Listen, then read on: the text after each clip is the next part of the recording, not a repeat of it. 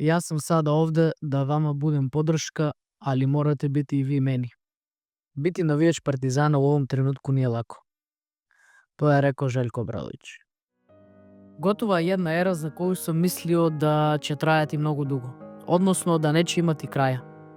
Порази и победе, падови и дизања, тога ќе увек бити, тоа е неминовно. Али главна ствар е да е една ера завршена. Ера чиј крај не сум замишлио да буде вакав. Желко е сам рекол да ќе причати кад доđe време, што значи да нешто има. Нешто постои унутар клуба што ми не знамо. Оно што е дефинитивно е да нови тренер долази на клуб Партизана и сви ми знамо кој е тај и знамо да е ово спремано еднаш пре месец дана.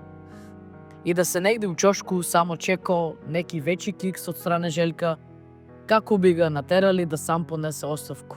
Jer u клубу, од председникот управnog одбора, нико нема муда да то уради, нити има тежину каква Желко има. Јас само хочу да знам дали су неки луѓи видовити, па су знали да ќе се пре месец дана Желко сменити, или шта се дешава.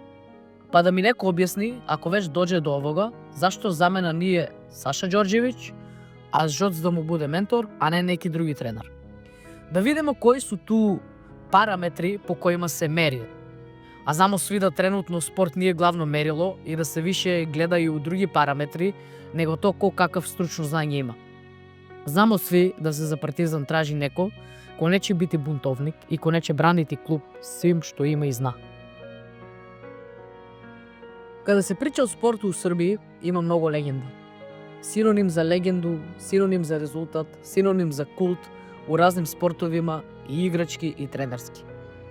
Имате ситуации где постои еден Новак Ѓоковиќ, за кога сви кажемо да га сви мрзе, да му намештају, да е он неки мали што долази из Србија. И сви се слажемо со тим, зар не? Да су сви против njega, а он е најболи, што е чињеница. Али нажалост у Србија он неко кој е пропалитет, воли Хрвате, он е усташа, не плаќа порезе, а успут е најболи тенисар, а мрзе га ван Србија. И сад живи у Грчкој и гради нешто ново, пошто го у Србија тако многу волимо, јер? А после имате едно кошаркаша, кој важи за тренутно најболя кошаркаша на планети Земји, и еден од најболих свих времена у NBA, Јокича, за кога се сви слажемо да е истина, али он е некој кој не воли своју земју, не воли кошарку, боли га курац да игра за репрезентацију, воли само коње, он е дебел, рекламира коцку и гледа паре. Онда имате Владе Диваца, синоним за вансериску кошарку, кој е шамарал све у NBA, кој потичи из Партизана, кој е играл заедно со Џорданом, и то не тако што е седел на клупи, него е лепио банане, али они у Србија фалсификатор подписа и слично. Е онда имате најболек тренера у Европи и у свету, Желко Обрадовиќа, кој по параметрима по броју титула кој е освоил у неколико сезона заиста најболи на свету. Али на Балкану он е Турчин, кој треба да се напуше Курчине, Зоцоглу, Туртоглу, Обрадоглу, Црвени, Румени, Желко Робија, купи Желко Мајкл Џордана и тако дале.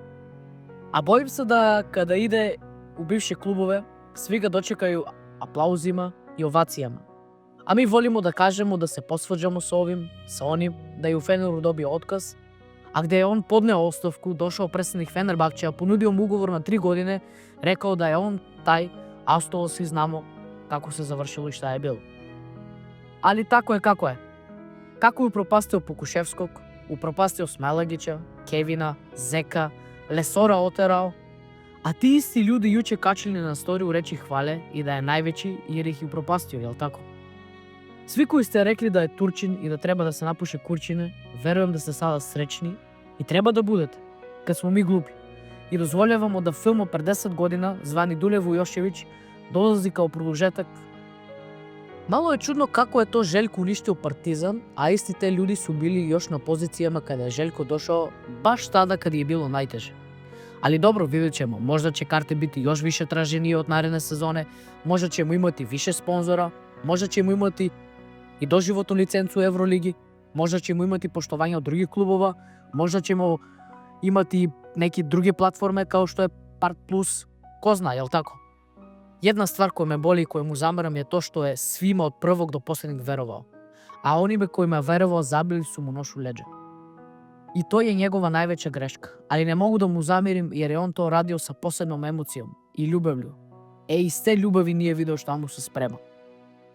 Сада кад доđe нови тренер, не сумнам да ќе ове 5 утакмице почести од Бајера, па онда дерби, jer imamo 4 kod kući i Žalgiris u gostima. Baš taj trener koji je dobio otkaz od Žalgirisa, dobiti 5-0 u serijama i neko će reći da je ovo to što je trebalo.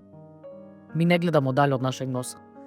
Pričat ćemo za 2-3 godine kada opet budemo igrali neku ligu šampiona, ali tada će biti patetični i reći da nije trebalo tako. Baš oni koji su mu kopali grob iza leđa. Ovakav čovjek ne zaslužuje da ga igrače buše i to je tako.